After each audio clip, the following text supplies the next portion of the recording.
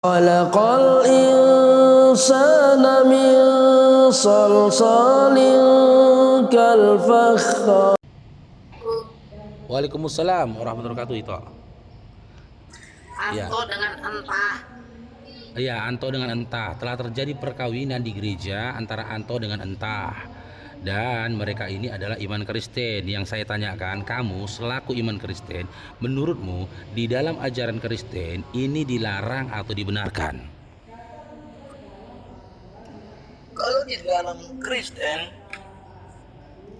tidak ada ayat yang membenarkan atau menyalahkan, Bang. Kalau di dalam kekristenan. Oke, berarti ketika Anton dengan Anton ini melakukan seperti ini dan dikawinkan sama pendetanya, ya, tidak ada kapasitas Kristen untuk menyalahkan. Karena tidak ada aturannya, maka boleh ya mereka melakukan hal ini. Ya itu kembali ke ranah hukum.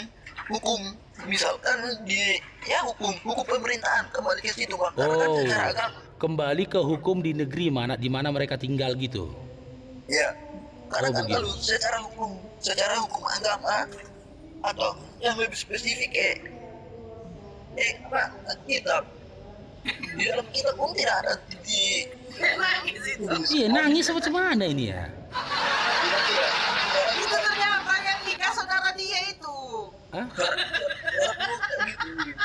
Enggak, Saudara dia nikah dengan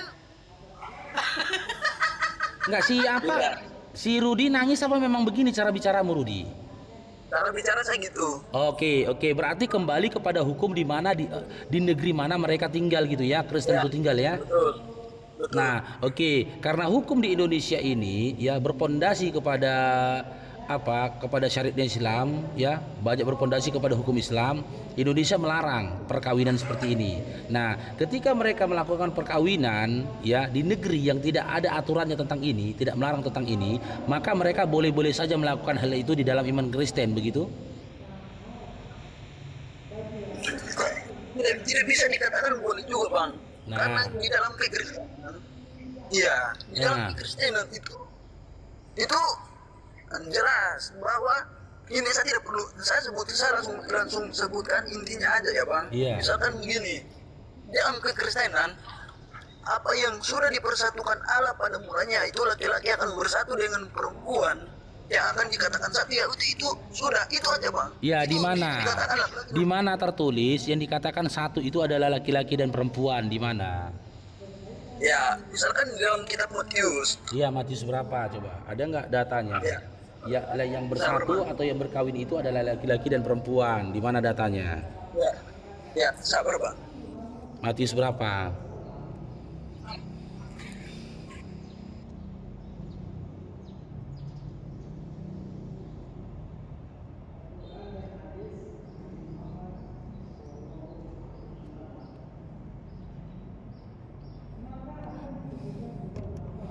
Matius berapa, Rudi?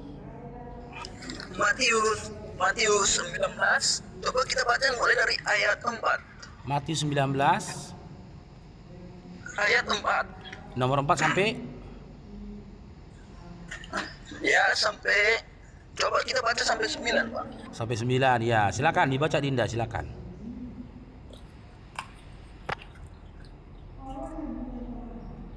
Sabar, Bang. Saya buka Alkitab dulu.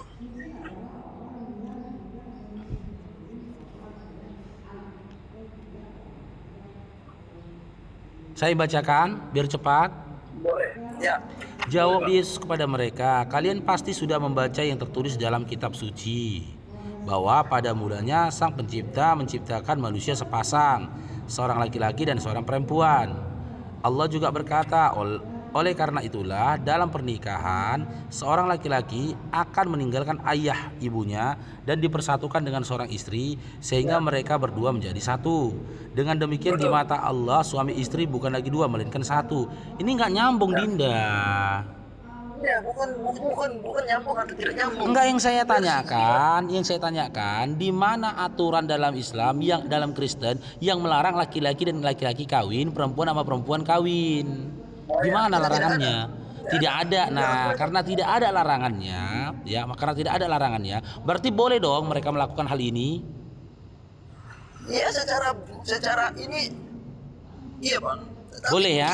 tetapi, Ya, secara aturan karena memang tidak ada larangan yang secara signifikan, ya.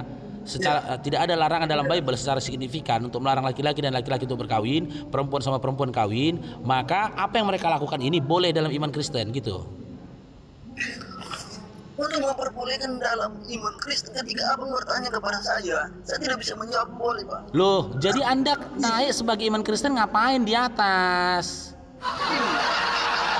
Anda ngapain di sini kalau Anda tidak bisa menjawab dengan iman Kristen? Cemana si Rudi ini? Ya Anda di sini naik itu mewakili iman Kristen loh. Setiap narasi yang Anda sampaikan, jawaban yang Anda sampaikan itu mewakili Kristen. Nggak boleh pribadi. Tetapi begini bang, kami orang Kristen yang memahami dan mengerti ajaran Kristen bang, dia tidak akan melakukan itu bang.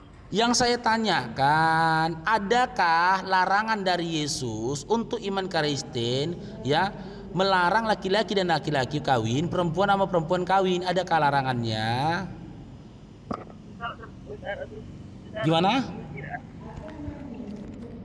Apa? Tidak ada. Adakah larangannya? Tidak ada bang. Tidak ada. Oke, tidak ada. Sama halnya analoginya begini. Ketika tidak ada larangan di Indonesia, ya, larangan di Indonesia untuk merokok, ya, ketika masyarakat warga Indonesia merokok, apakah boleh polisi menangkap mereka? Ya, makanya kalau pertanyaan seperti itu Boleh atau tidak? Yang saya tanyakan, boleh atau tidak orang merokok di Indonesia? Ya, kalau ada aturannya dilarang ya tidak boleh. Kalau tidak ada ya tidak boleh. Kalau tidak dilarang berarti boleh kan orang merokok di Indonesia kan? Iya, Pak. Boleh, Ya. oke, itu cocok jawabannya. Sekarang saya tanya, ketika dalam ajaran Kristen tidak ada larangan ya untuk laki-laki sama laki-laki kawin, perempuan sama perempuan kawin, bolehkah laki-laki dan laki-laki kawin? Ya, logikanya ya boleh. Apa? Logikanya ya boleh. Logikanya boleh. Ternyata boleh berdasarkan logika. Jadi dalam iman Kristen, apa yang dilakukan oleh Bapak Pendeta yang dalam foto ini tidak salah gitu ya. Nah, itu menjadi persoalannya Dinda. Kalau seperti itunya ajaranmu, itu bisa ngerusak populasi manusia kalau hanya berdasarkan logika. Habis populasi manusia kalau begitu. Iya, Bang. Loh, itu hanya dilakukan bagi mereka yang tidak mengerti tentang ajaran Yesus itu seperti apa. Loh, Yesus tidak mengajarkan. ini pendeta loh, masa lebih hebat kok daripada pendeta? Ini pendeta loh, dia sekolah teologi ini loh. Yang mengawinkan mereka ini pendeta. Masa Anda katakan Anda lebih memahami Kristen daripada pendeta, gimana sih? Masalahnya dia itu bukan Tuhan, pendeta. Bang, sama halnya kamu juga bukan Tuhan. Kalau bawa Tuhan, gini Rudi, kamu sama dia sama-sama manusia dan bukan Tuhan, sepakat. Akan tetapi dari jenjang keakuan di dalam imanmu, dia sudah mendapatkan pengakuan dari jemaatnya. Dia seorang pendeta, kamu pendeta apa jemaat? Biasa orang saya Jemaat. Jangan kamu katakan kamu lebih mengenal Yesus daripada pendetamu. Oh tidak. Hah? Gimana? Ngelek ya?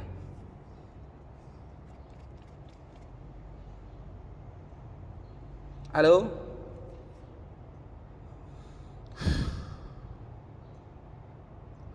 Cek, halo.